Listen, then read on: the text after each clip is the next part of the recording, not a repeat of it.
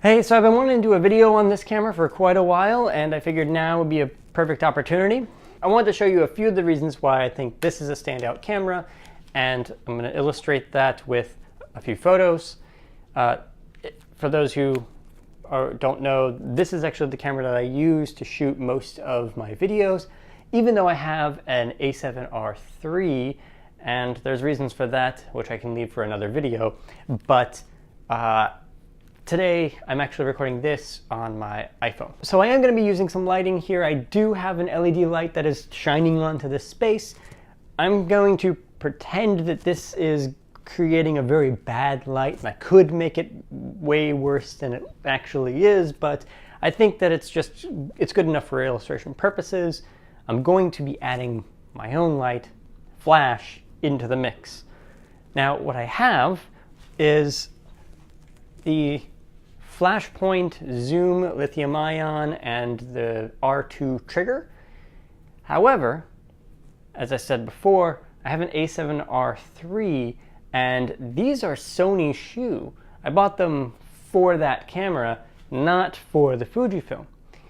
So I'm gonna have to make it work without the trigger. Now to do that, the camera actually has a little built-in flash there, and I'll show you in just a moment how that's going to be useful. What I do want to point out is that this flash is going to be sitting on the little stand, and I've got a little piece of gaff tape here just to kind of flag it off from the scene.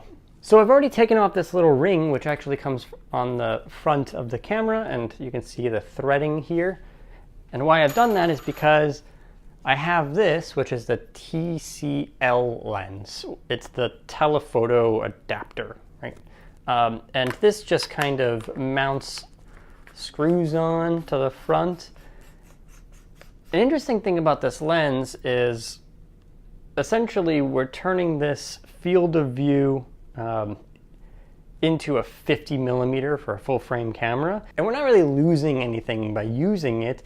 We do lose some sharpness and there's some chromatic aberration, etc., but it's actually pretty minimal. They did a really good job with this adapter, and there's a wide angle adapter as well, but that's one way to kind of increase the functionality of this camera, because the built-in 23mm is just not for everybody or for every single use. Yeah, so I'm going to take the shot here, and I'm using this light, and we're going to see it may not be all that bad, but I do want to point out, we see this blue and mustard background, and that's not necessarily appealing for a shot of this camera. So we want to use flash to get rid of that background, but there will be some limitations if we were using a standard camera. And if I set this camera to the sync speed of most cameras, which is 200th of a second or 250th of a second, we run into an issue where I still see the light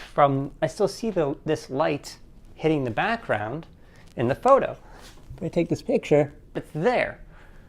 So when I add the flash in, it doesn't matter, I'm still gonna see this background, so it's not an ideal situation. So one thing you can do with this camera is that you can actually push the shutter speed up higher, say to 1,000th of a second, and still sync with a flash. And this is because it has a leaf shutter instead of a focal plane shutter, which incidentally, the Hasselblad, which syncs to 500th of a second, because that's its maximum shutter speed, it's also a leaf shutter. The shutter is in the lens, not by the image plane. So if I take a picture of this at 1,000th of a second, what I get is, okay, so it's close, but I'm still seeing a little bit of that background. I see the white stripe in the shot. So I'm gonna do the other thing that this is great for, and that's the ND filter, which I have set to this button here. So if I hit this button, it turns on the ND filter, and now I take the shot again, no background. That's great. It's great for me, it's great for you, but now we have no light. This light has been killed, and all we see is the little highlights. So when we add in the flash, we're still going to see these highlights lit up from this, but I think it'll be okay. All I really care about is making the camera look good, and again, we want to keep that background out of the shot. So what I'm going to do is I'm going to position this flash right about here, but I want to raise it up a bit.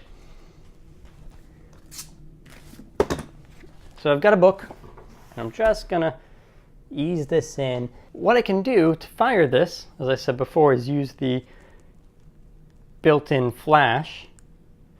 So now when this fires, it's going to trigger this flash, which will trigger this. I put this on optical slave. So it's going to fire when any flash hits it. I turned this built-in flash all the way down. Right? If I don't, and I leave it in TTL, then it's going to expose the front of this camera, and I don't want that. What I want is just enough of a flash that'll trigger this one that I've positioned in a much better place. So let's give this a little test here. Now I'm going to finish this shot with a little bounce, and since I'm lazy, I'm going to use my slate. And we're going to just set this in as close as I can, like this. That might be in the shot. There we go.